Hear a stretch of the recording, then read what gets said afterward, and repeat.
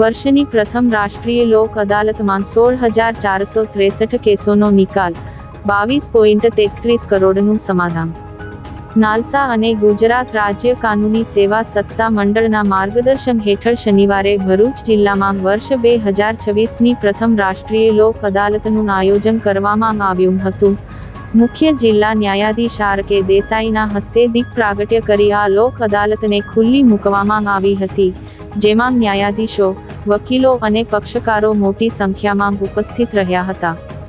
ભરૂચ જિલ્લા ન્યાયાલય સહિત અંકલેશ્વર, ઝઘડિયા, નેત્રંગ, વાલિયા, વાગરા, આમોદ, જંબુસર અને હાંસોટ ખાતે યોજાયેલી આ અદાલતમાં મોટર અકસ્માત વળતર, ચેક રિટર્ન, ફેમિલી મેટર્સ, ભરણ પોષણ અને લેણાના દાવા જેવા વિવિધ કેસો હાથ ધરવામાં આવ્યા હતા.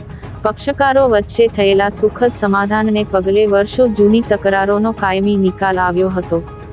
લોક અદાલતમાં પ્રી લિટિગેશન અને ટ્રાફિક ચલણ સહિત કુલ 29,000મી વધુ કેસો સુનાવણી માટે મૂકવામાં આવ્યા હતા, જેમાંથી કુલ 16,463 કેસોનો સફળતાપૂર્વક નિકાલ કરી 22,31,01,632 રૂપિયા જેવી માતબર રકમનું સમાધાન કરવામાં આવ્યું હતું.